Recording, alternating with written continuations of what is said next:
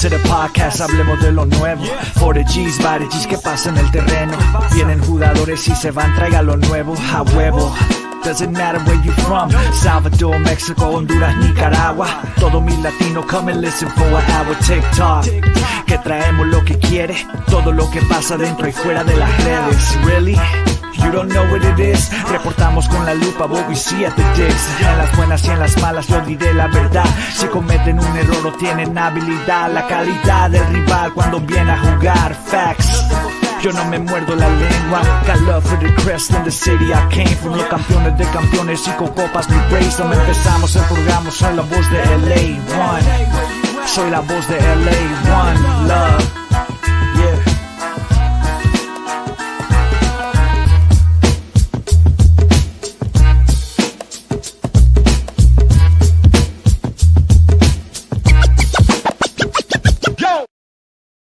Hello, hola, and buenas, and welcome back to another episode of La Cuna Galaxiana, a podcast always made with love for all you LA Galaxy fans out there, wherever you may be, or should I say, wherever the MLS Cup champions are. That's where we'll be with you guys. Thank you so much for joining us once again. Today we have a big one for you, a good special guest, and man, a bunch to catch up on. The LA Galaxy has finally started to make signings during the past week. LA has completed the signings of a defender and a goalkeeper. Yes, another goalkeeper, and crucially brought back its captain, Maya Yoshida. As transfer season heats up even more, we'll be joined by special guest Andy Deossa, who will be here to look at all the moves the Galaxy has made, how the transfer window is going for the rest of the league, and who could be winning the transfer window in an effort to dethrone the Kings. Plus, we'll look at whether a fan favorite is on his way to the dreaded rivals. But before we bring Andy on, let me go ahead and introduce myself. I'm one of your co-hosts, Rob Halon. You can find my written work at Extra Time Talk, and you can find me online at El Escudero de LA. And we're just going to keep it short today. El Gitano Perdido, El Yerno Guapo, my co-host, the guy that's always to my right, always to my left, and always with you guys as well, Anandita Kirana. Ananda, let's get it going, Papa. ¿Cómo te sientes? I was good until about maybe 2 or 3 hours ago, and we will talk about it. GCam, I just want to say, everyone, what's up to everyone in the chat as well. You've got Scott in the house, XPH, big XPH in the house, Gary C, Crespo, man, all you guys are in there. And of course, I wasn't expecting this, Rob, but this may be Sad Fu Hour. We'll get into the speculation and all the chatter around that. So yeah, estaba bien. Pero recientemente, no sé, estaba escuchando unas cosas y digo, otro. Even like Crespo said, is that a butter knife or a steak knife? How deep is it? Like how much does it hurt, right? But like depending on that wound, that butter knife hurts more, man. Ooh. But like you said, man, we've got a lot to get into. So let me get to the housekeeping. We'll get to a few shout outs and some few, I would say our bulletin board. I like to call it our shout outs and announcements, our bulletin board. And then we'll get to obviously some of the big topics around the team and within the league as well. Cause this offseason, man, has been absolutely nuts. So let's just get right into it, guys. As always, you can always follow me, block me, or stalk me at Ananda Galaxiana. And of course, you can find us on the show on all of your socials at La Cuna Galaxiana, just like the name of the show. Pretty simple tag there as well. And of course, if you guys do like what you're listening to and you have not subscribed to the show yet, guys, we know that about a third of you that listen to the show have not yet hit that subscribe button yet. So go ahead, guys, smash those likes up, hit that subscribe. Yeah, a third, Papa. 33%. Yeah. So guys, like I said, give us a shot. And of course, if you do subscribe, hit that notification bell so you know it when we go on live like this. Usually for all those new listeners out there, that's Mondays and Thursdays at 9 p.m. Although, Rob, you might have a little scheduling announcement later that we might have a show this week on Wednesday. We'll get to that towards the end of the show. Say that about 20 times fast. Anyway, so yeah, we might have a little programming update, but go ahead and hit those notification bells and you know when we're going to jump on. And of course, Rob, como siempre, antes de olvidarme, buenos días, tardes o noches, y bienvenidos a otro capítulo de La Cuna Galaxiana. Man, let's just get into the shoutouts, Papa. Yeah, like G Camp says, may Raquinho have mercy on us all. it's gonna get nuttier before everything settles here. So yeah, like Ananda said, let's get into it. We want to say to everyone in the chat, to everyone who's supported this show, thank you so much. Your love, support, your time, you being here with us has let us get to season 3 without getting canceled. So thank you so much. We are on the march to 500. If you guys have not subscribed, and Ananda says a third of you that listen to this show haven't, go ahead and hook us up. Hook your boys up. Hit that subscribe button. Very, very easy to do. That's the quickest, easiest way to help this pod and help us keep it going. So get us to that 500. We're about 520-ish right now, 420-ish right now. Yep. We hit that magic 420 number. So thank you guys so much. Yes, Ananda. Let it get there before the end of the season, guys. Let's try to do it. Sheesh, you know what? Honestly, I'm trying to get there before the start of the season. Is that what you said? Oh, sorry, start of the season, man. Yeah, I'm tripping. Yeah, I'm trying to get there before the start of the season. I meant before the end of the preseason, going into the season. Yeah, it's all right, man. You're shook right now, and it's okay to be. There's some stuff happening. I mean, I woke up to all this, so yes, I know exactly. All I'm gonna say is, ain't no such things as halfway crooks, right? You should. You're gonna have to. If you got that reference, I didn't. Mob deep, Papa. Thank you so much. Because I was going to be in the dark and I was just going to keep it moving, but you did let me know. So, but anyway, guys, thank you so much for being here. Subscribe to that YouTube channel, youtube.com/@LacunaGalaxiana. Guys, we have our Chata Fund. If you guys aren't donating to that, please be donating to wildfire relief efforts. They're still going on. Don't forget about your neighbors here in Los Angeles that are going through it. These wildfires are still going on, and it seems like this is starting to leave the news cycle. So let's go ahead and remember our Los Angeles neighbors. Some of you that are G's out there have lost homes and lost possessions, and hopefully no one has lost anybody. But man, just remember, this is still going on. So don't let it be out of sight, out of mind. Keep on helping your Angelinos. Shameless plug here for our appearance on Gulfs TV's latest episode of what do they call this? Boxananda? Or is no? It was the morning. Yeah, the Wake Up MLS show. Gotcha. Jose had us on just to talk about a little LA Galaxy. Really interesting conversation, man. I loved it. It made us think about just sort of, have we done enough yet this season? And is the strategy that they're going for in terms of, of course, because of salary cap reasons, I mean, we've talked about it before. Letting go of some valuable pieces, just like you see on the screen there, Jalen Neal, and bringing in some new blood like Lucas Sanabria. So good discussion there, guys. If you want to hear a little bit more of us yap about LA Galaxy soccer, go ahead and check us out at Goals TV. And all support means great as usual. Guys, thank you so much. If you guys catch that, like I was mentioning, the fires are still going on in Los Angeles, and the Galaxy, along with 11 other LA sports teams, got together to help those affected by the LA wildfires. They had a benefit on the 17th. The benefit and collection drive was also held at 2 other sites, BMO and SoFi stadiums in Los Angeles. The Galaxy sent special thanks to community partners, Eastside Riders and Care Closet LBC for helping with those fire relief efforts. Shout out to all the Los Angeles sports teams who are, again, still out there helping Angelinos. Happy birthday to former LA Galaxy manager Steve Sampson. He was the architect of the 2005 U.S. Open Cup and MLS Cup championships. Happy birthday to Steve. He managed the Galaxy for 2 years. I hope he had a wonderful day surrounded by friends and family. Keeping with birthdays, the pride of Pico, Johnny Perez, turned 22. Johnny spent the last half season with Nashville. However, by everything that we're hearing or not hearing, quote unquote, he will be returning to the Galaxy this year. 16 matches played for them over his career, has 2 assists. Happy birthday to Johnny and the pride of Pico. Happy birthday also to Tucker Lepley, the former UCLA product, turns 23 today. We've had a chance to meet both these young men, both very, very kind-hearted, gracious men with their time. Congratulations to both of them. Happy birthday, and I hope they had a blast. A shout out to ACB for 121 Day.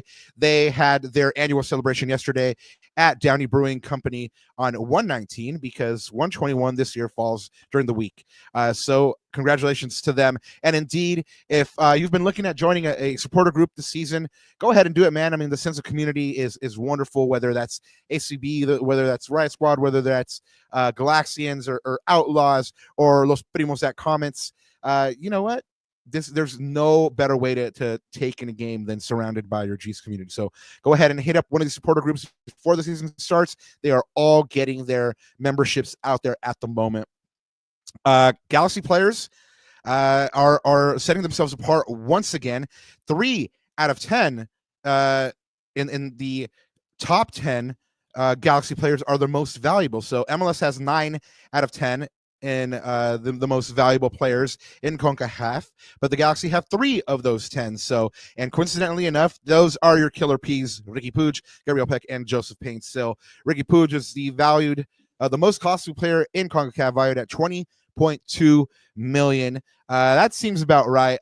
We did talk about this on the pod. Like if you were to sell Ricky, would be a good number. And last year I did float around that 20-25 million range, and it looks like couple months later, I was proven Brujo once again. So Ricky Puig, your most expensive player in CONCACAF. Guys, speaking of ducats, speaking of money, speaking of making that world go around, the Galaxy have started dropping new merch for 2025. And this one, this picture hits hard, especially with what we're going to cover here pretty soon here. So the LA Galaxy travel hoodie and travel pants are available now at the LA Galaxy team store. I can't even handle this picture. Let's keep it moving. So the Galaxy have started to make homegrown signings or academy signings.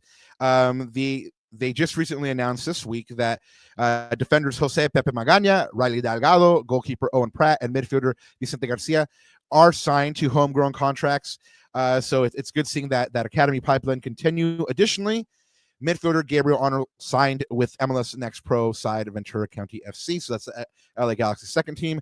Pratt is 16, and he was named the MLS Next Cup best goalkeeper after helping the Galaxy Academy team earn a 4-1 win in the MLS Next Cup final to go ahead and repeat as champions. Delgado is 18, and he recorded 1 goal and 2 assists in 30 matches played across all competitions last year. Magaña, I've heard great things about this guy. 18 years old, was named the MLS Next Cup MVP after scoring in the LA Galaxy's 4-1 win over Charlotte in the final for them to repeat. And Arnold, 17, started in that same final, and at the international level, he has appeared for El Salvador's U20 national team. Will Kuntz has this to say about these academy and homegrown signings. Today's signings represent the great work that has been done by the LA Galaxy Academy staff over the past 3 years. Owen, Riley, Pepe, and Vinny, the new Beatles, have excelled within our professional development pathway, and we are extremely proud to be with them as they begin their professional careers with LA Galaxy. Notably, guys, the Galaxy have signed 7 academy players to professional contracts over the last 12 months. So like I mentioned, you are seeing that development pipeline from the academy to the first team, at least getting signed to first team contracts. That way you're locking up these assets, if nothing else. So congratulations to the Galaxy for making these moves. Of course, we did bring you news on Vicente Garcia on the last pod. This is a player 14 years old with huge upside.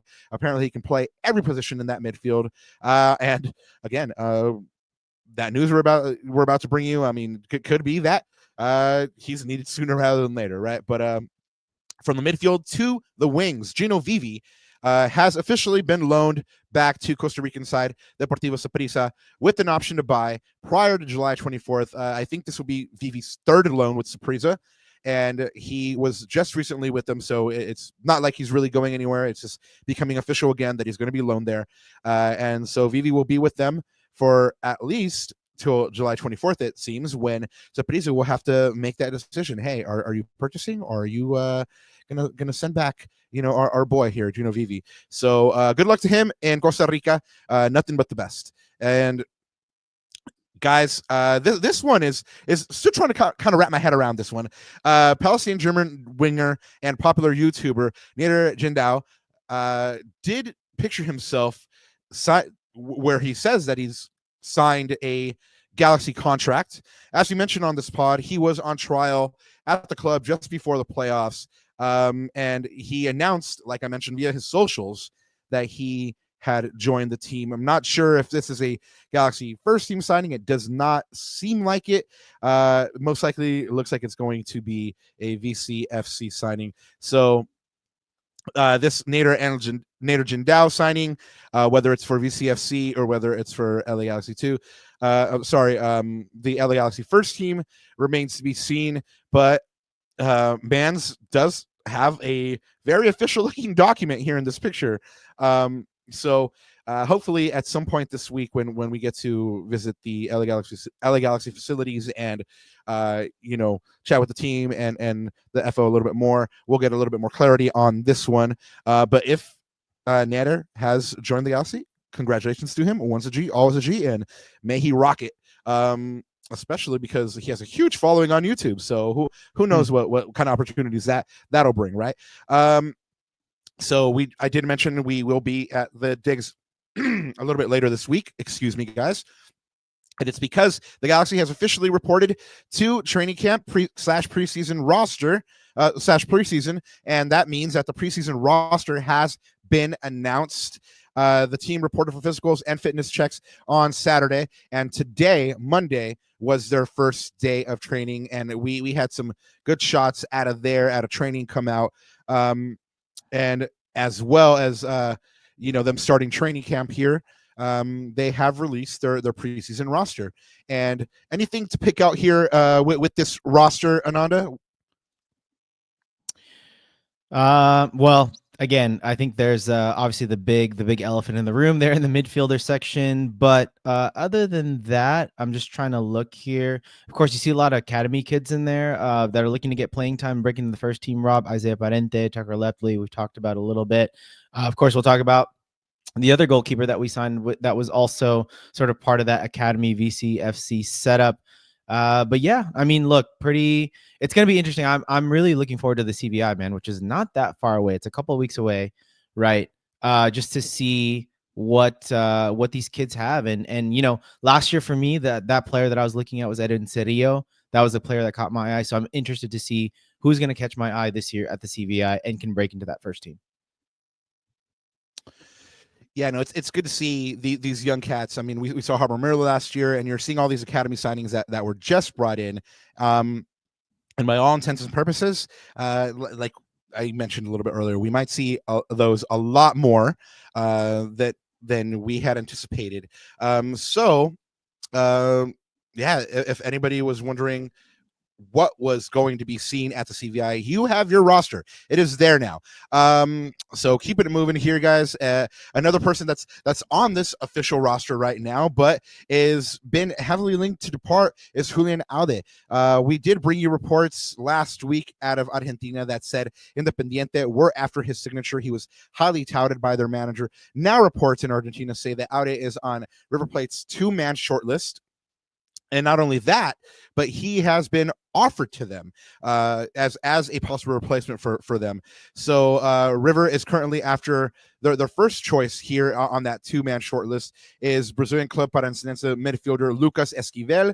But despite them sending multiple offers for Esquivel, it has not gotten across the line.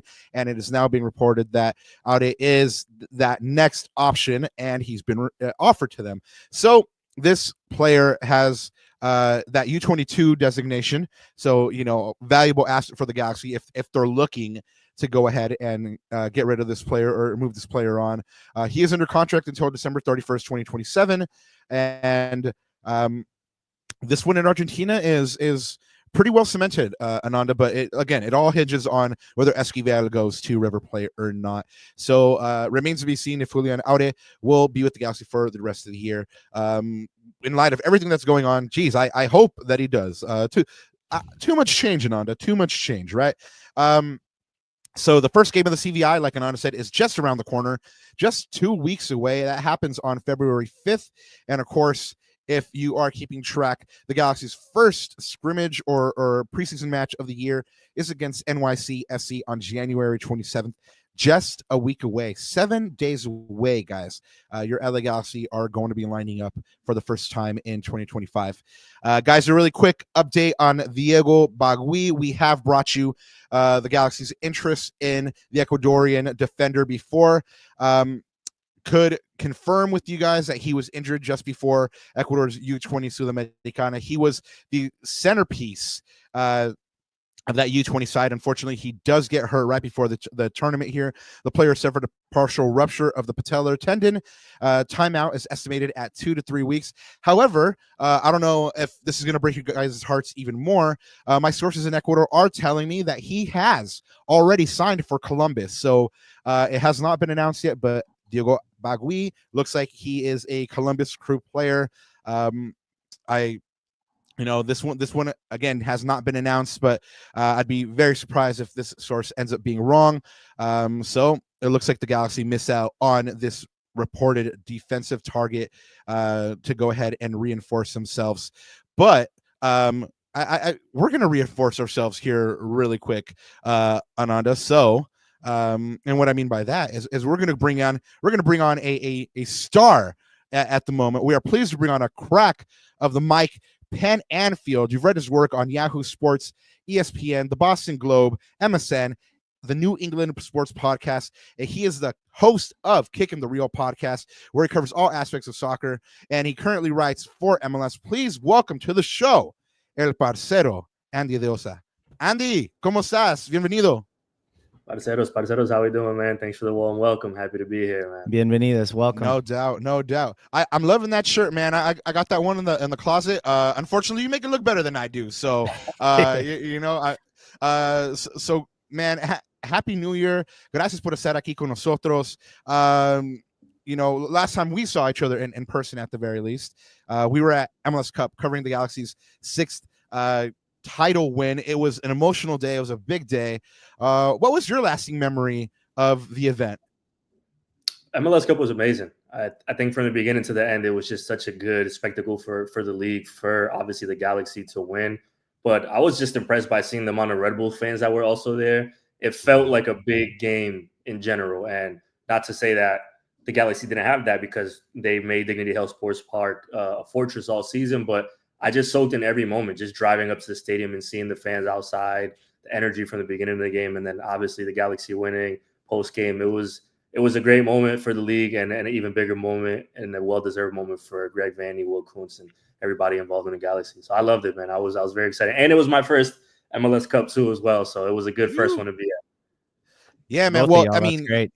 Yeah, no. So we'll always have that. Me and El Parcer, right? It was our first one together. Man, your work has been everywhere, right? I was looking you up, and I was like, damn, El Parcer puts in work. He puts in work. I mean, so that means, for everybody out there in chat, this vato, he knows his ball. He's been doing it for a while, and so I guess the question is, how did you get into covering soccer in this country?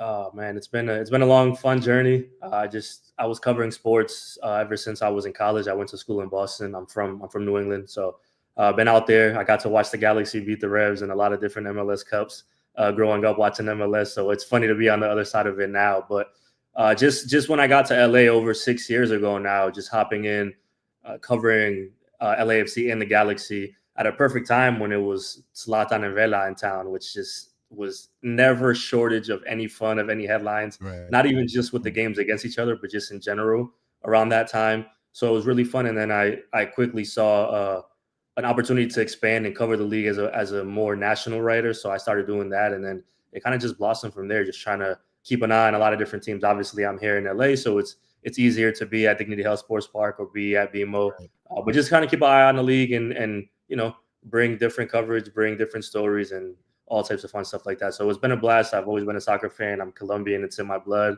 But MLS is very unique, and I think it needs a lot more attention than it deserves, and that it gets rather, and definitely deserves that. Yeah, great people doing it, and I love being able to see the amount of growth on the field and also off the field.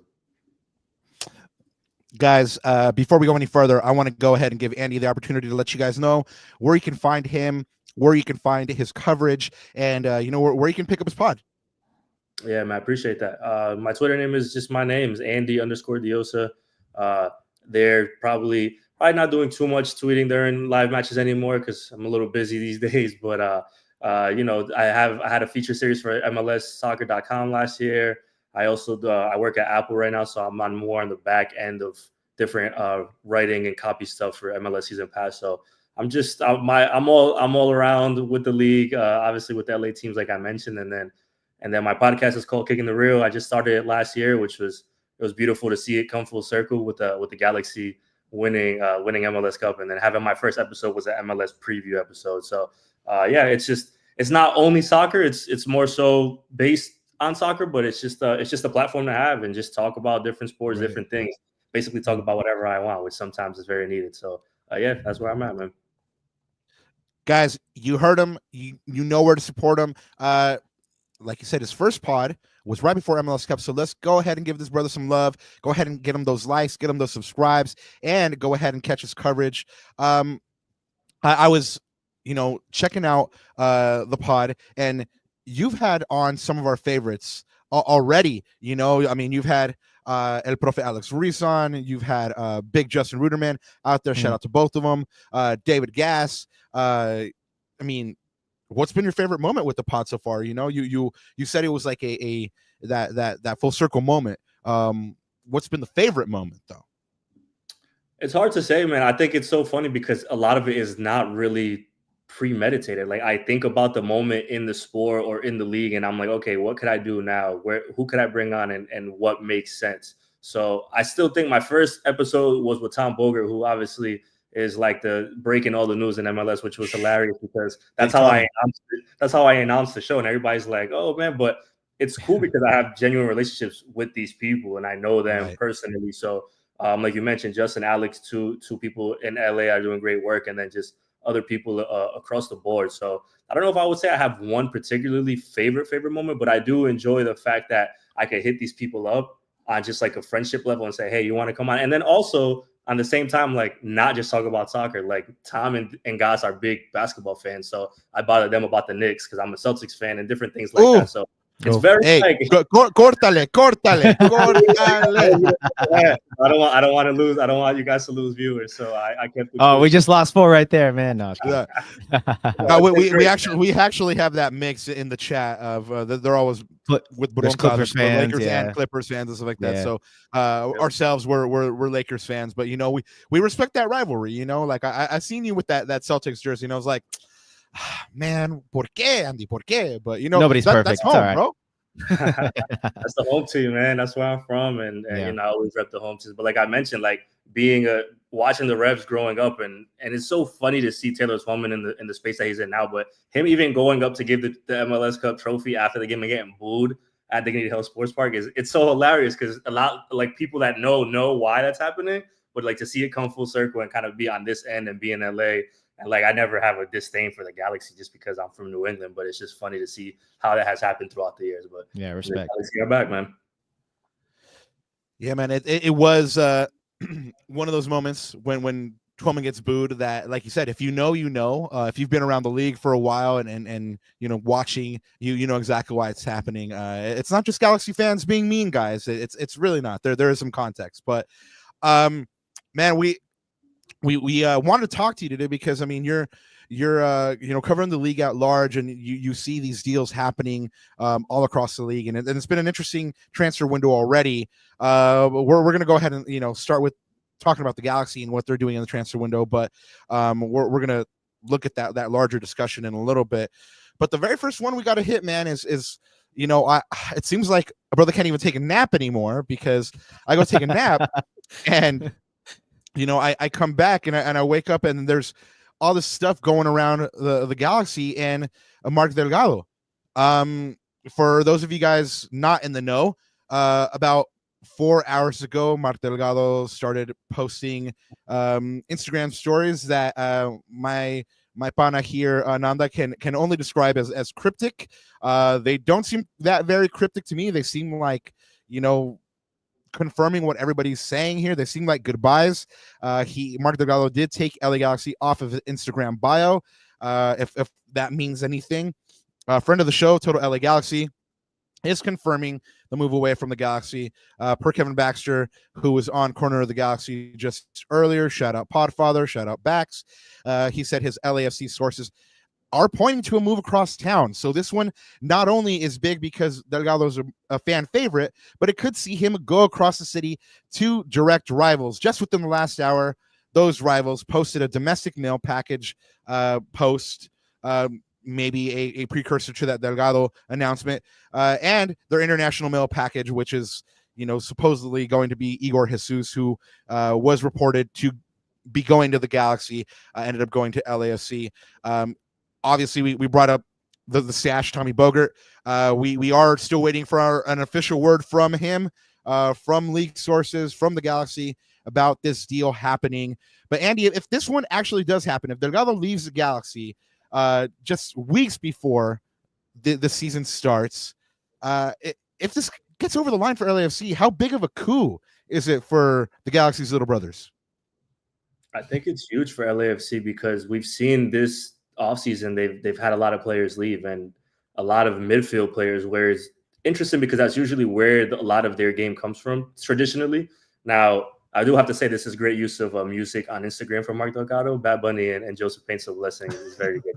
But right. beyond that, I think Mark Delgado was probably one of the most underrated players on that Galaxy team. And one of Definitely. my favorite things, if you don't follow me on Twitter, is to go through my old tweets and retweet myself, because I've probably said that on Twitter like months ago. But besides that, it's just the fact that you don't see this happening between rivals and teams in the same city, right? And on top of that, coming off MLS Cup. But that's the nature of how soccer works and MLS, because, when you win a championship, teams don't tend to stay together. I mean, you had the MVP go right away. That was like the first offseason move for the Galaxy, right? If I'm not mistaken, improvement. So yeah, it's tough. It's a really good, solid pickup if it is for LAFC or whoever it may be for, because it's a player that knows the league, that if it is LAFC specifically, is still going to stay in Los Angeles, stay at home, basically. So he's going to feel comfortable with that. And listen, man, we saw how it was when Raheem Edwards did the opposite and went to the Galaxy. And I loved because he leaned into it. I don't see Mark Delgado being that person because, he won the cup. Right. And obviously these pictures are telling you how much probably a sentimental feeling it is if it is going to LAFC. But I mean, John McCarthy did it too, right? Like it does happen. It hasn't happened often, but yeah, it would be a huge get for LAFC, just because, like I mentioned, there's a lot of players that left there, and it's somebody who could plug and play pretty easily in MLS, I think, on many teams. And for the Galaxy, sure, it's going to be a sentimental loss because it's somebody that's on a championship roster who has a lot of great memories, but it's probably leading to bigger and better, saying that, with all respect to Mark Delgado and the player that he is. So you have to look at it both ways there for the Galaxy. I mean, Andy, I was going to say, especially as you see all these, LAFC wasn't having the greatest transfer window, right? They were losing a lot of pieces. This could be, I don't know if you see this way, but maybe you think this is an Ilie Sanchez replacement or a Lewis O'Brien replacement, or maybe a little bit of both, right? Because they have lost a lot of pieces in that midfield. So, yeah, man, this is a big get for them for sure. If it is indeed the crosstown rivals. Yeah, it just hits really quick. Yeah, it is very fast. But you have to realize, like, the season is around the corner as well. So it's one of those things that, like, it kind of comes out of nowhere, right? But everybody that's listening probably, and you guys know, like, Will Kuntz is a madman. And if he's functioning this way with a player of that nature for the Galaxy, that means, the plans are in motion, and he has some things kicking up. So I probably wouldn't doubt him too much in that sense. But for like I mentioned, for LAFC, it's huge bringing a player of MLS experience onto a squad like that. Very important for any team in MLS. At one point, I want to bring up two things here. At one point last year, Will Kuntz was asked, the fans seem to love you, but the nature of the business is you're just one bad season away from instead of hashtag Chris Klein out, it's hashtag Will Kuntz out, right? And he said, oh no, it's not a matter of if, it's when. I expect hashtag Kuntz out, and honestly, this one feels like it's going to hit Galaxy fans in an emotional way. Losing the player, like we mentioned, and then losing it to a direct rival in the city, which, like you brought up, Andy, we don't see really in world football. I mean, it's I can't imagine, Grizzy going from Atletico to Real Madrid. But it's a business, like you mentioned. Will Kuntz is out there doing his moves, and if it does come to pass that Mark Delgado does leave, I don't really see him, being what's the word I'm looking for? Opposed to the move, and this is why I bring this up. XPH did bring up a comment earlier in the chat where he said that, well, it doesn't surprise me. At one of the interviews, he was complimented, and his response was, "I'm told I play great and I deliver, but still not good enough to be started." XPH says, "Red flag for me." I remember that conference. I was there. I don't know if you remember that one, Andy, but I do remember kind of like that one piquing my interest and not really knowing what he meant. But since we had sat with Mark before and he has that kind of dry wit, I just kind of like, brushed it off, especially because he, from what Greg Vanney says, is one of his guys. He's called him the great balancer. Someone said earlier in one of the comments that I was reading that this is like Vanney's son, so you got to know something is happening behind the scenes. Like you said, no shade to the player, but something bigger perhaps could be happening behind the scenes that they're trying to get accomplished, and this is one of the ways to do it. So, chat. Guys, give us your thoughts on this move. If it happens to the rivals across the city, let us know what you're thinking. It is emotional. We are Sad Fools Hour if this happens. So go ahead and let us know what you guys think. And like we said, this one happened quick. Like Andy said, well, it has to happen quick because the season is just right around the corner. So other news that has been breaking this week, the LA Galaxy are, of course, we brought you this on a breakaway pod earlier in the week. The Galaxy signed JT Marcinkowski to a 2-year contract through the end of 2026 with a club option for 2027. Marcinkowski, 27, joins the Galaxy after having made 96 appearances for the Earthquakes. He has spent his entire career for the Earthquakes. Of course, we did let you know he missed the entirety of 2024 with injury. I mean, this guy did a number on his knee, ACL, PCL, and MCL. I don't even know there was that many CLs in the knee, guys. This is the anterior cruciate ligament, posterior cruciate ligament, and medial collateral ligament in his right knee. So it looks like he's going to be trying to get back to his best here with the Galaxy. During the 2023 season, his last full season, he posted a 122 goals against average in 13 appearances for San Jose with 4 shutouts.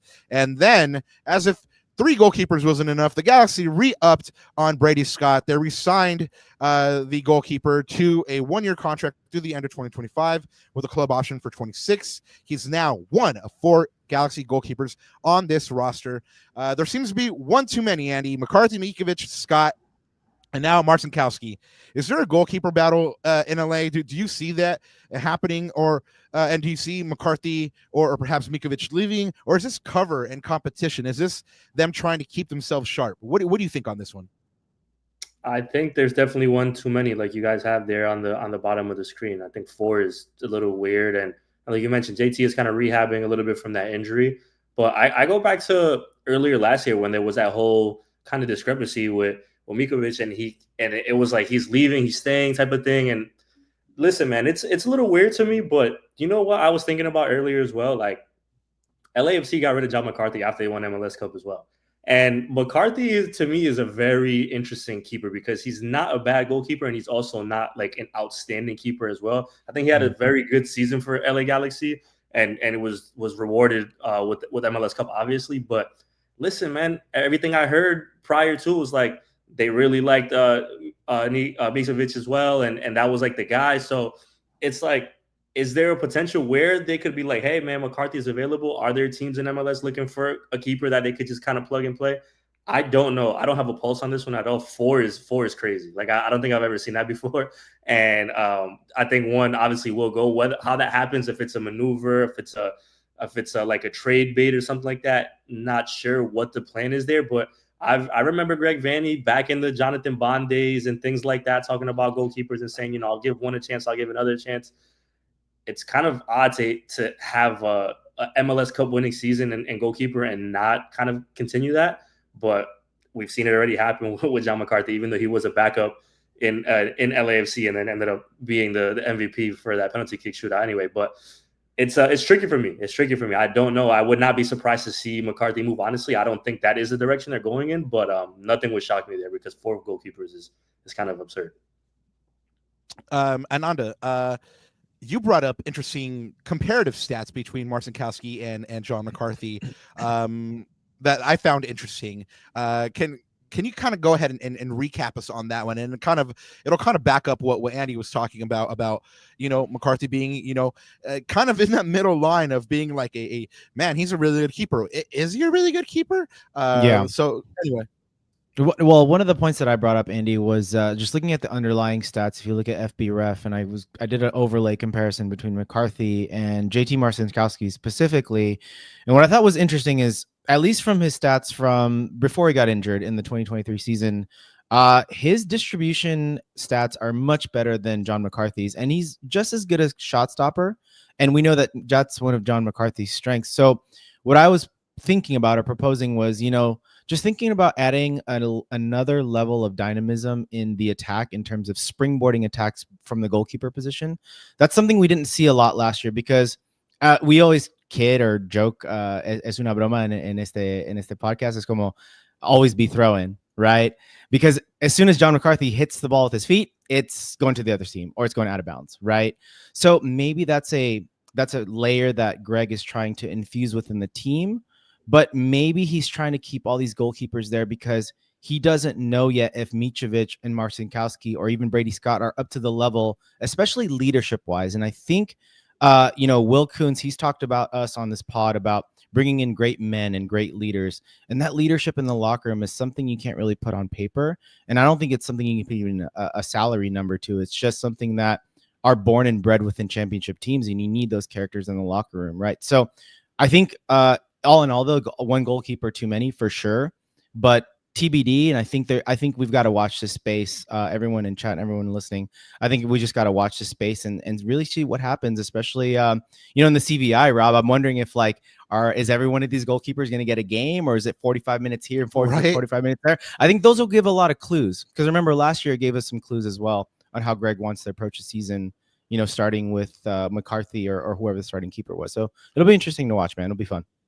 Yeah, Andy's not wrong. 4 is too many. I would not be surprised if one does move on. For me, it makes sense that it's either McCarthy or Mitrovic. I have told you a bunch of times, Ananda, the Galaxy did spend about $1 million on Mitrovic to bring that player in, and he's a player that from everything that I've spoken to with Greg and Will last year, even at last year's CVI, they're really, really high on. So McCarthy was moved on after an MLS Cup winning campaign with LAFC, like Andy said. So it's not out of the realm of possibility, especially when you're living in a world where the MLS Cup MVP gets moved on just a mere 6 days after the final. So staying with the Galaxy's defense and backline, they also announced this week that they had signed Mathias Zanka Jorgensen to a 2-year deal through the end of 2026.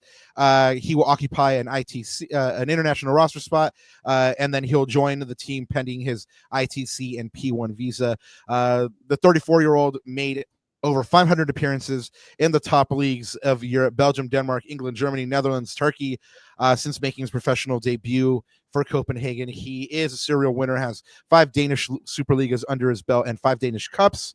Andrew, you might have heard us mentioning Diogo Bagui earlier. If in fact he does go to Columbus, like my sources are telling me, and he signed there, up until this weekend, the Galaxy were left with only 2 recognized center backs, Zanka and youngster Emi Garces, until they just recently announced that they brought back Maya Yoshida on a 2-year deal. Get in the bag. I love it. Good job, Maya. He, of course, played every single minute.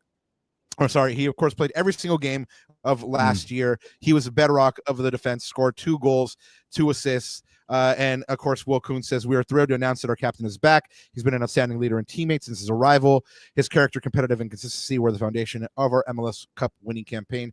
Andy, after the 36-year-old gets a 2-year deal and is likely to get a raise, a reward for starting every game last year for the Galaxy and anchoring that back line, give us your thoughts on this deal and what kind of impact this signing has. And then, like we mentioned with Zanka, now they have that back 4. Is that back 4, do you think, better off, worse off than last year? What are your thoughts on this center back happenings here for the Galaxy? Yeah, I think the Maya Yoshida thing was definitely a no-brainer for the Galaxy. I mean, he was absolutely incredible last season.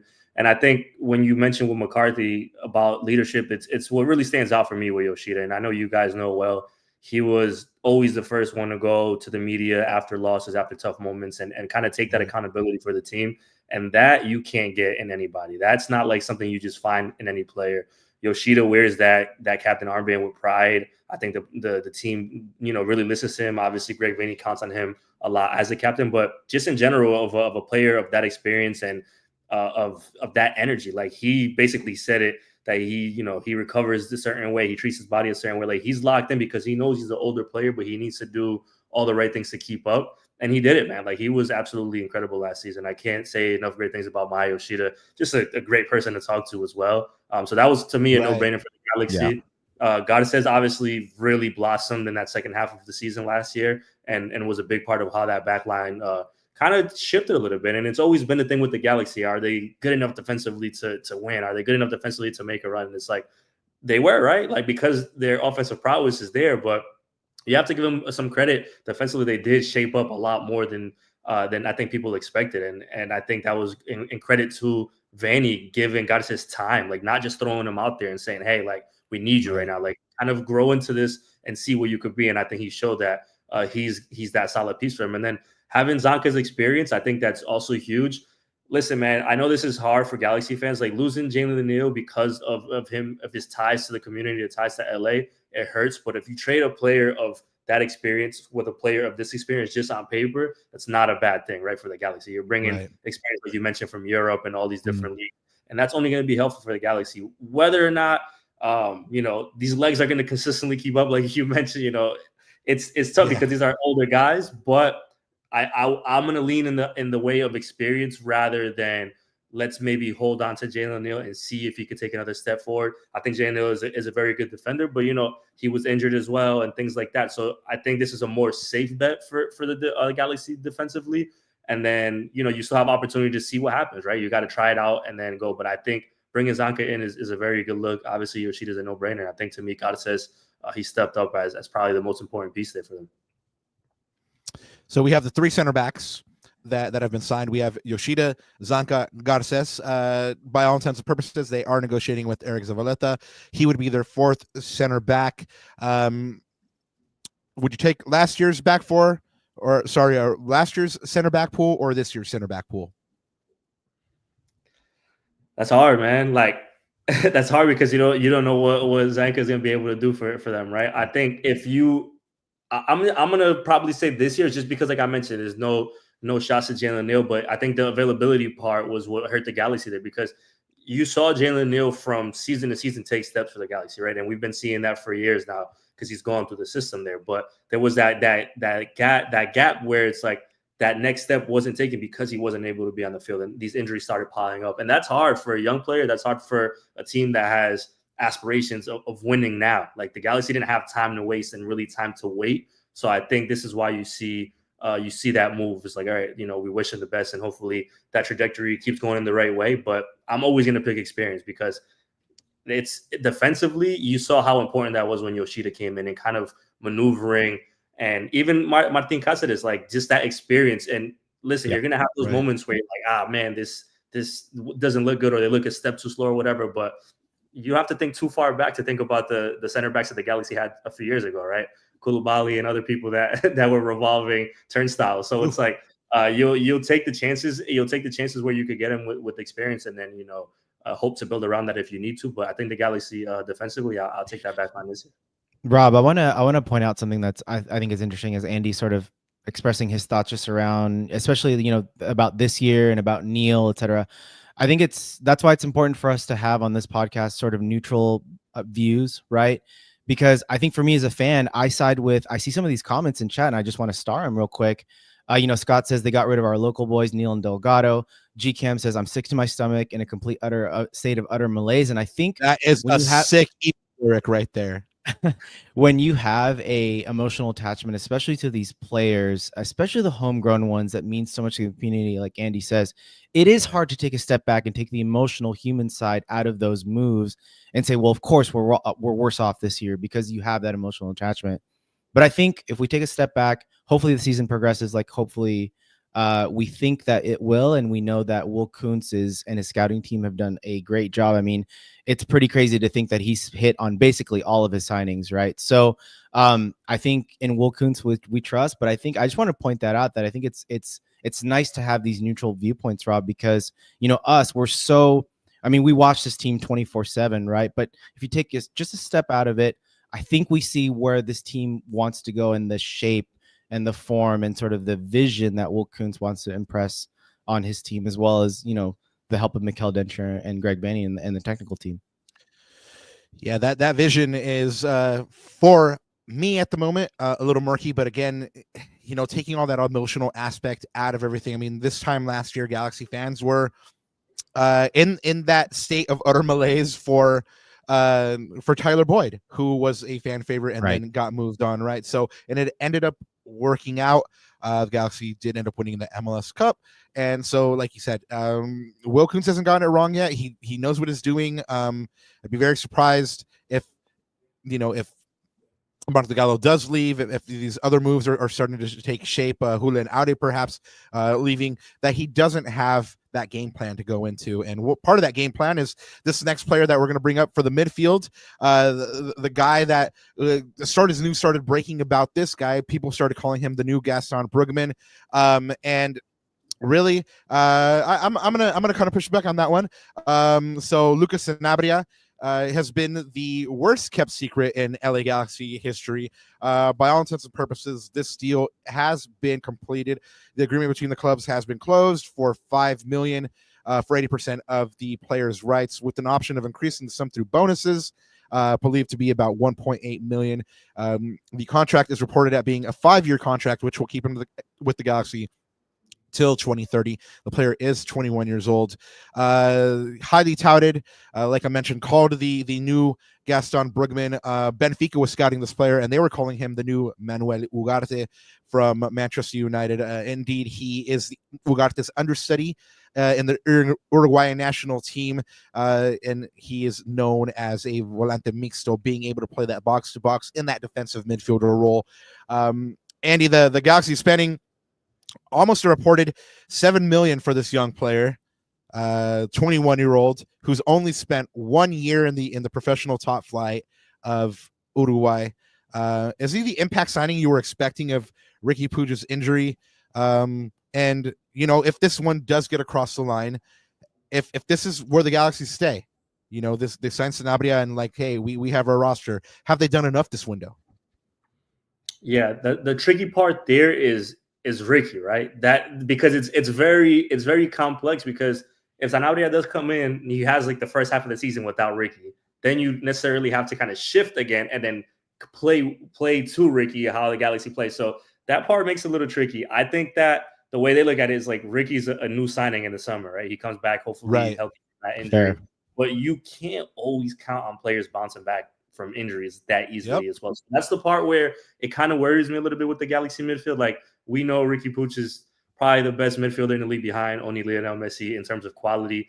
And when he's on, he's on. But it's a game flow thing. And I think Greg Vanney figured it out so well last season, where in the moments that Ricky kind of did too much or took himself out of the games, he was surrounded by these players like Edwin Cerrillo, who was amazing last season, who kind of picked up certain slack defensively or certain things that they were able to make way. And then when Ricky's pulling the strings, forget about it. Good luck to anybody.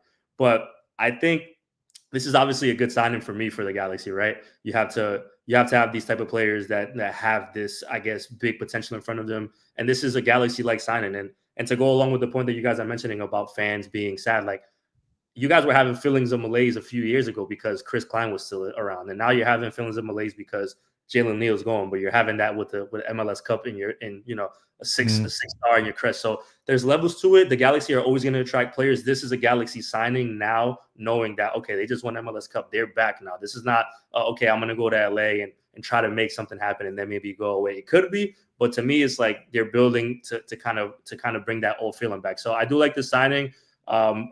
Is it enough? MLS is complicated, man. You could have the first half of the season and it be okay, but there's always going to be this high standard, right? Because of then you do the Seattle.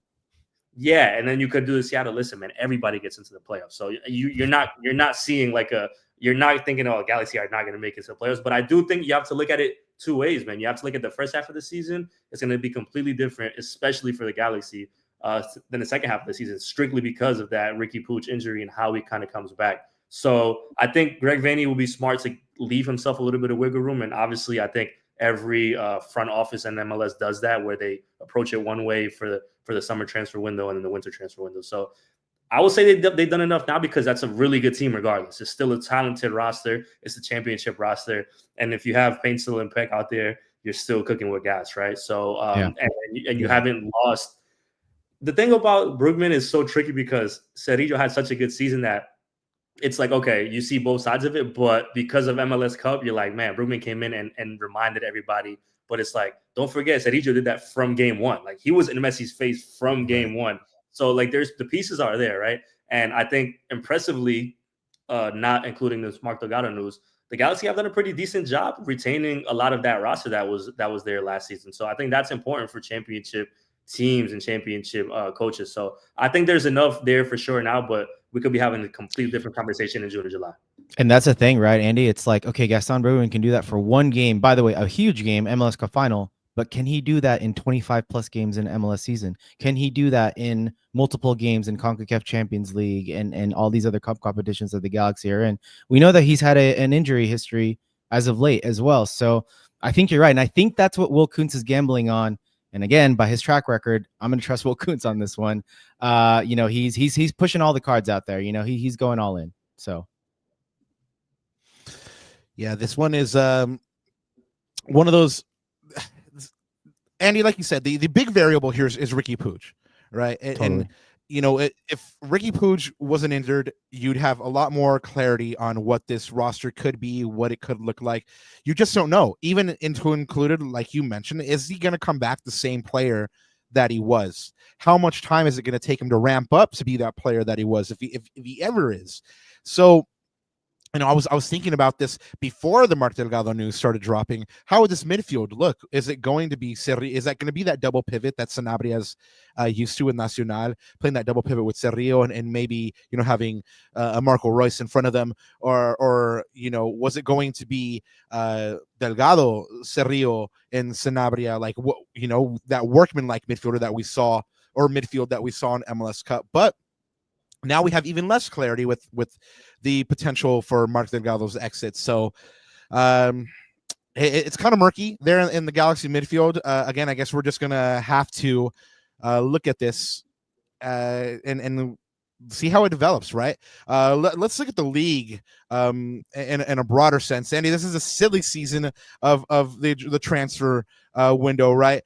We've had some crazy ones already being mentioned. I mean, always there's the Ronaldo to MLS rumor. There was Neymar potentially going to Chicago, and that one actually started getting some legs. What's the funniest or most outlandish rumor that you've heard so far, or rumor that you're like, no, there's no way that one's happening? Listen, man, I wanted to say Kevin De Bruyne to San Diego, but I don't know how outlandish that is at the moment. So I'm gonna shout that one. Maybe Sergio Ramos at the early stages of San Diego. But listen, man, like when LAFC came into MLS, it was like everybody under the sun is going to LAFC. When Miami came to MLS, everybody under the sun was going to Miami. This is what big market teams do, right? So it's not surprising to me to hear some of these names linked with San Diego, especially because you're hopping in to a crazy mix of talent in Southern California. I think the Neymar thing was a little crazy just in the fact that it was a fire, but look at the fire, man. Like, it's Greg Berhalter's there now. The ownership wants to spend money. You have to look at Chicago as a big city, as a big market, and say, like, at what point are they going to get back to that essence? And I think this is how it starts. Like, Jonathan Bamba is reportedly going there from Celta Vigo. He just scored against Real Madrid like a few days ago. Like, right. This is the type of player we're talking about in MLS right now. So it's like there's so many things, but nothing is like out of the realm of possibility anymore. Like, Lionel Messi plays in MLS. I don't think any of these rumors shock me anymore, which is great. It's a great problem to have. Speaking of crazy rumors, Texas SoccerNet said And let's go to LA, turning into an LAFC fan. Craziest rumor I've heard. Sir, I don't have an affiliation. I'm an accredited journalist. I don't have an affiliation. Everyone knows I grew up a Galaxy fan, but unaffiliated. So that's the truth to the rumor right there. Andy, by the way, real quick, I just want to ask Andy this because I've seen a lot of other, some people out there, some people that cover the league say that this has been the craziest or best, quote unquote, transfer season so far in MLS. I mean, in your years of covering the league, would you say that's the case? I agree 100%. And there's multiple reasons for that, but MLS is conscious of the fact that they need to make things a little easier for teams to be able to negotiate this way. Like, everybody talks about Messi, this, Messi, that, the before and after. It's not so much just about Messi at this point. It's more so the growth of the league and him being part of that. Sure, it's Lionel Messi, so all the attention is going to go there. But you have to realize, like, the caliber of player for the past, let's just say 7 years I've been coming into MLS, every year seems to get better, right?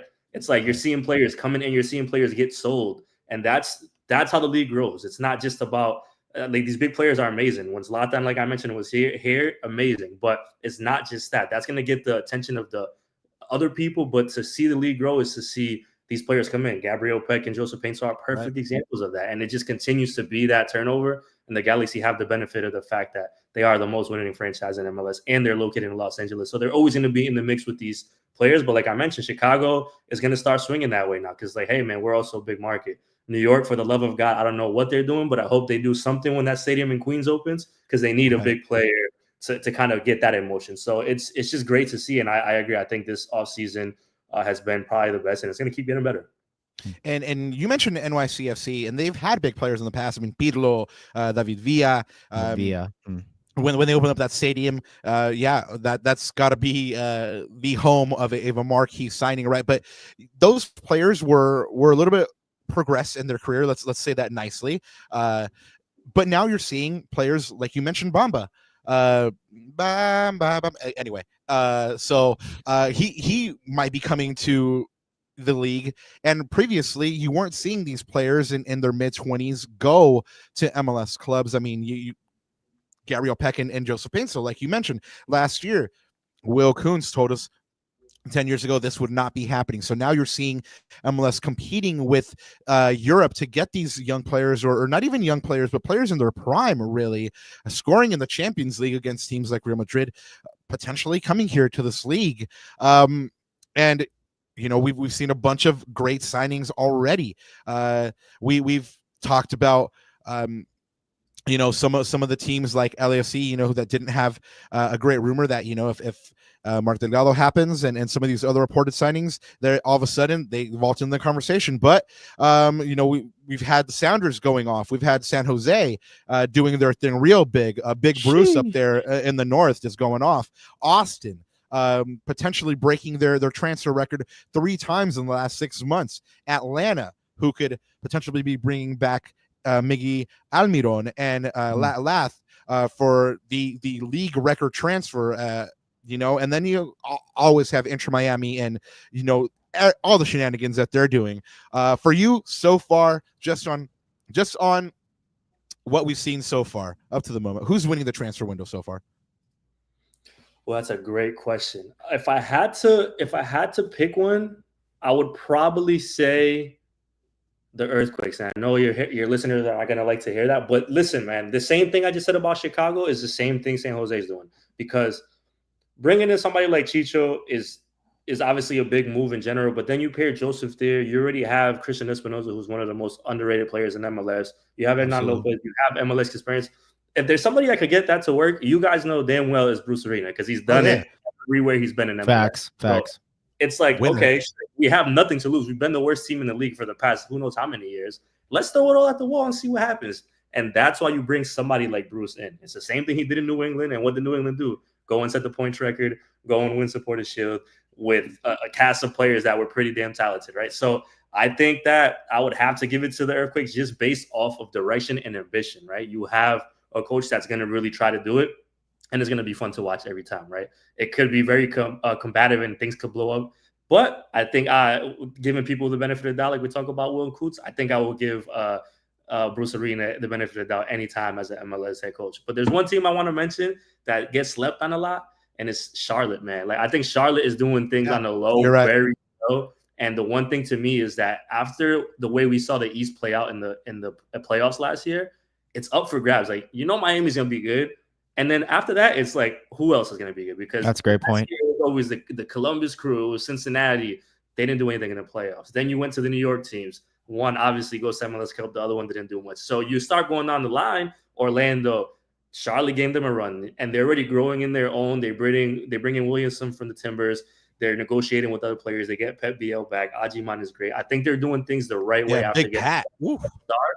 And I think that's a team to watch for. That is not only the fact that they have good players there, but they're able to negotiate in terms of interest from different countries and put it all together in a place that it's absolutely incredible. Shout out to the Galaxy. They played the damn first game ever at Charlotte, and I was there a few years ago, and I was like, yo, Charlotte has a good thing going on, and obviously the Galaxy ruined that. Shout out to Efra, who scored a crazy goal that day.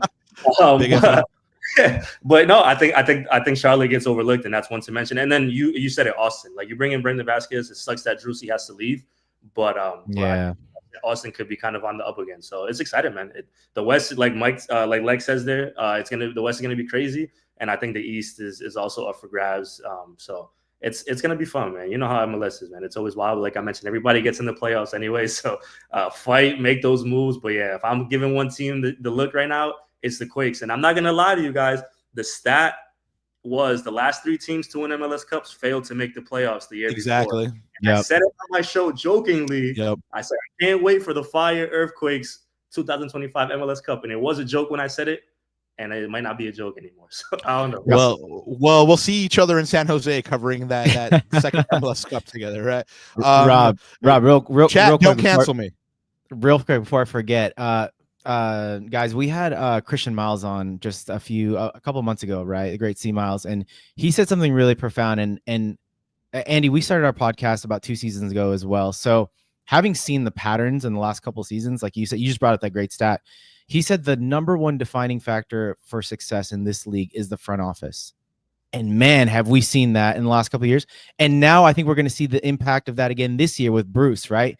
That was the best signing that San Jose made, was Bruce. And then everything else trickled down from that. You saw it with Will Kuntz with the LA Galaxy last year. Best signing was Will Kuntz, and everything else trickled down from that. So, man, that's a great, like I said, shout out C Miles, man. But that is so true, and I'm seeing that just come to fruition every single damn time. It's huge. It's huge. You have to have direction. You have to have ambition. On top of that, you have to have that experience, and Bruce has it. So it's a no-brainer. It's a no-brainer.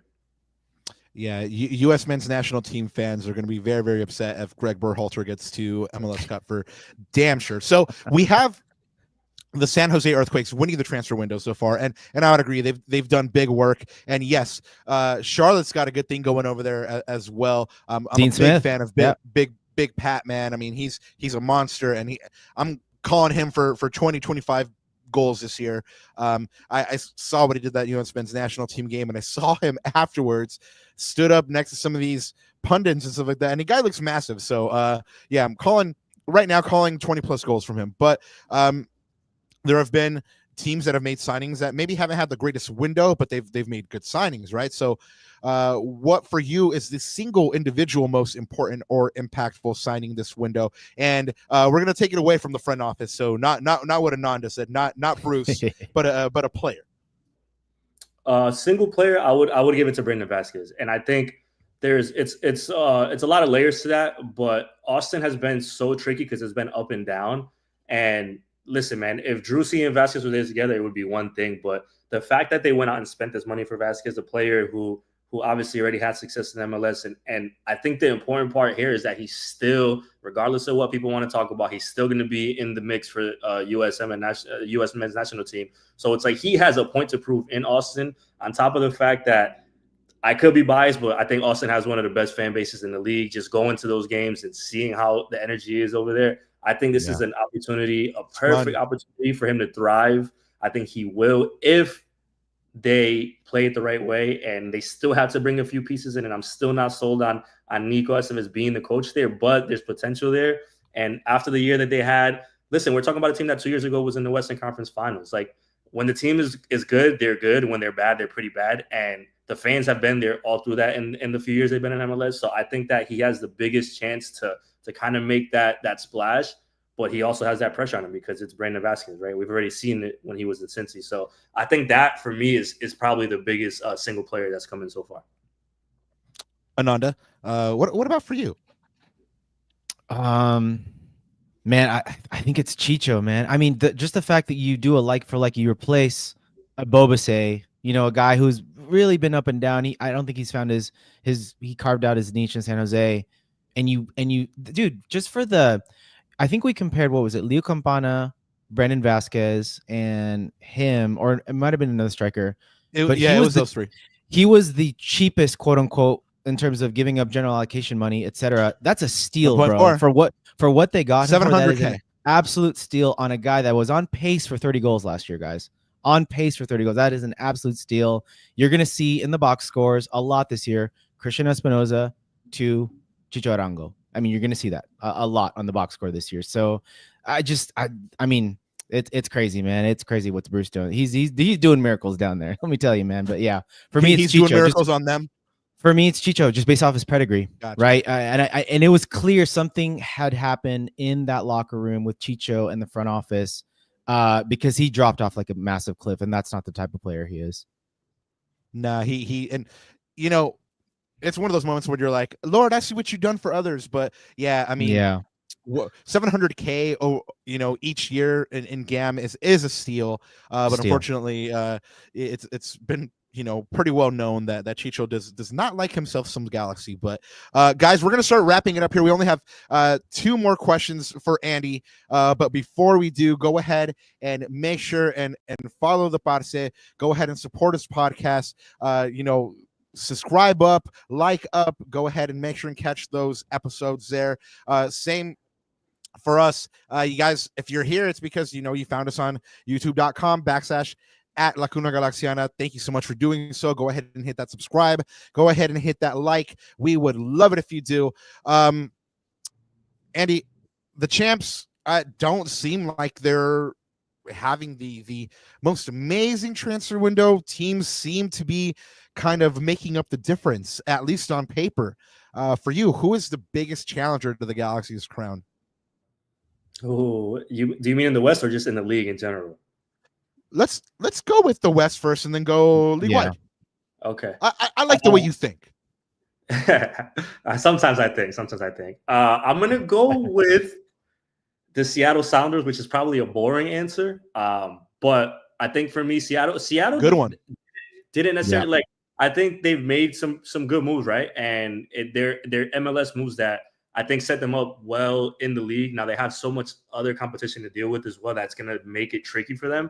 I'm not sold completely on those players making that team this much better, but Seattle's been Seattle for the past how many years, and we see them do it. Right. They don't really care sometimes about the regular season, that they get to the playoffs and it's like, oh, now it's an issue. So I think that, they did get better, and the system is the system, right? Brian Schmetzer's still there. Their pieces are still there. And you're bringing an MLS experience that in this league that goes a very long way, unlike bringing some players in that you take a risk on and you might not know. So I think Seattle is going to be, they ended in 4th last season, which is crazy because they were so bad in the beginning of the year. But if I had to say a team, I would put them up there over anybody else besides the Galaxy in the West this year. And then league-wide, are you going with the traditional Inter Miami? Yeah, I think Miami's still, right? Miami's still the best team in MLS on paper because of who they have.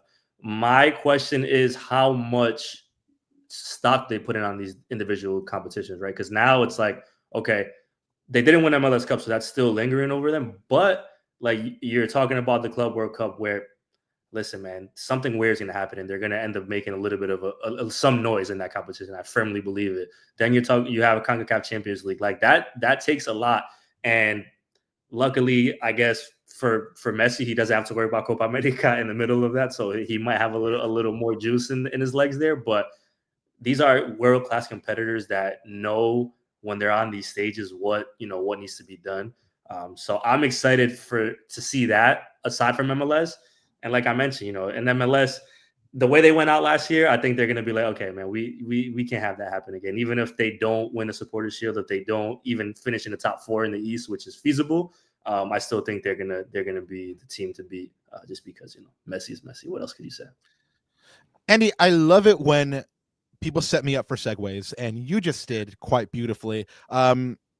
You mentioned the Champions League, you mentioned top 4, with the Galaxy playing in 4 tournaments next year, potentially 5 if they're in the US Open Cup.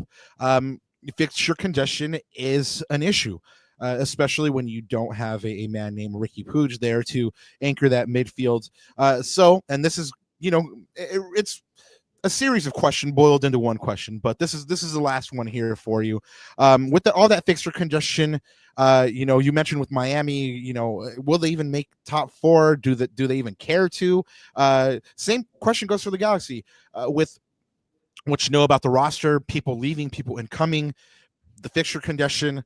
Do they even make the top 4? Sidebar. If they don't make the top 4, not the worst thing, but do they win a trophy in 2025? But the most important one, do you see them repeating in 2025?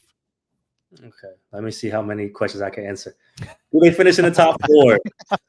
No, I'm going to say no. And I'm going to say no because of what you said, schedule congestion. But I'm going to say this caveat. Like last year, Greg Vanney was very adamant about making Dignity Health Sports Park like where, this is going to be the place. And I love when coaches say that because they always say that. And then a lot of them never actually follow through.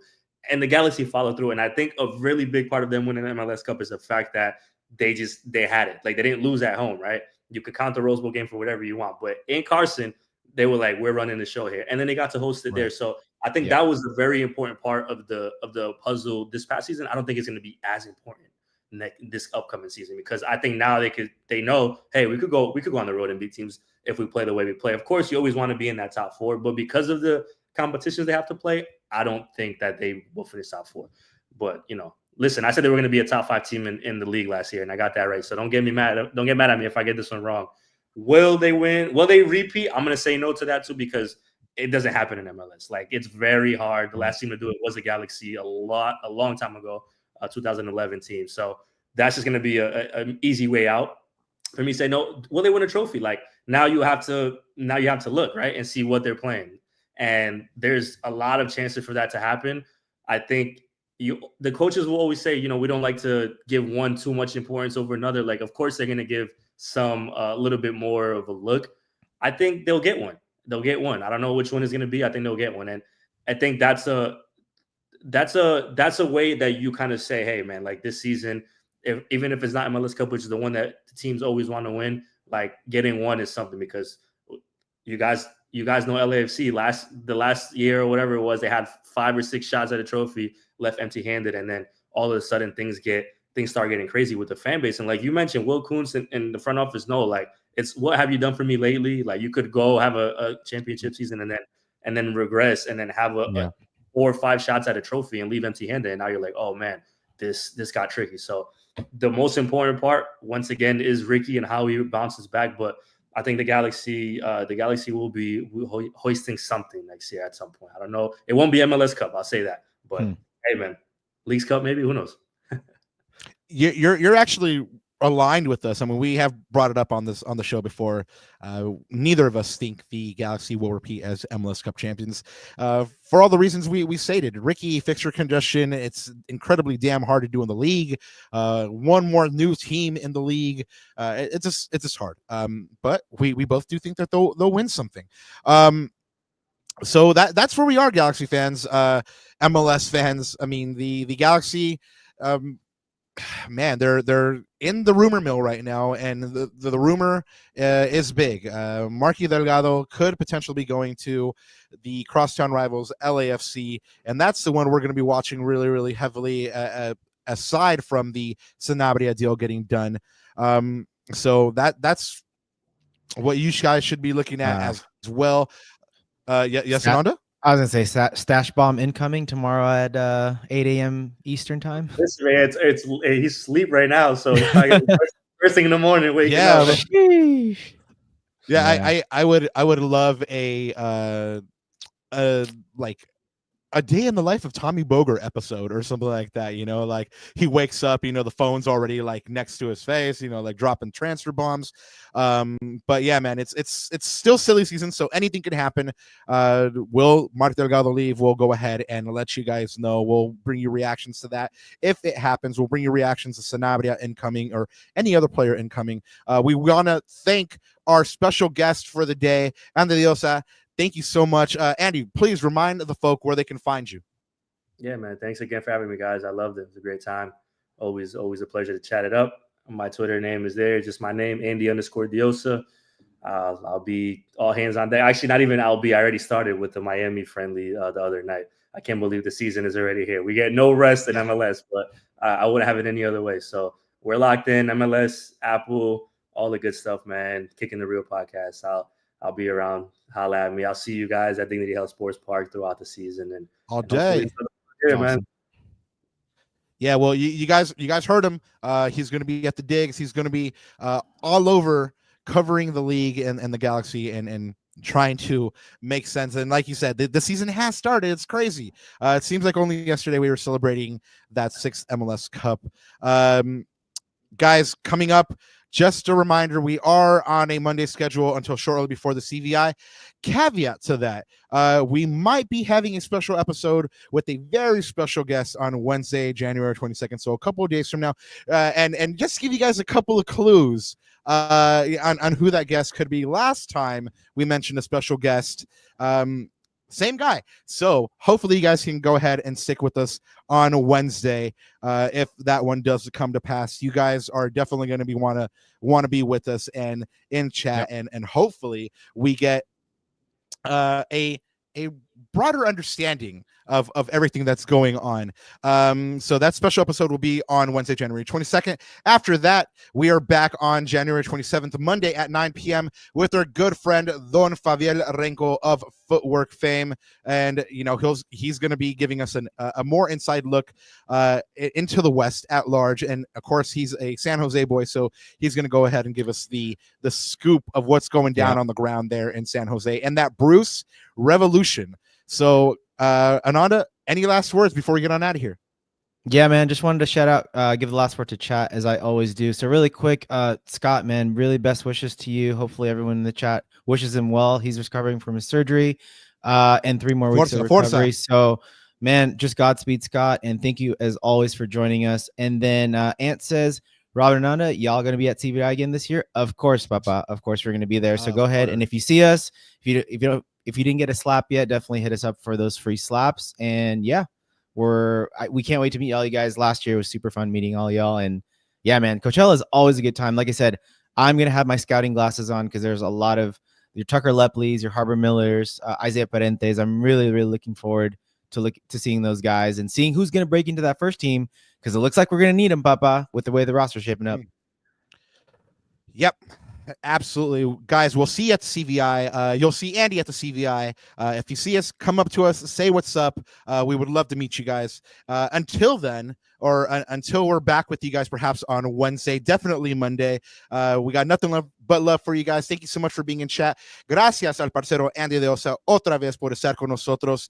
It was a distinct pleasure. Open invitation, Papa. Just hit us up and be like, hey, I got something to say, and you're on. No cap, no questions asked. We'll bring you on. Gracias, Andy. Thank you guys to chat for being with us. A lively conversation. I loved it. Thank you guys for the first timers that were in chat. Thank you for checking out this pod. And just really one thing left to say. Vamos LA strong, and G's up. You and I.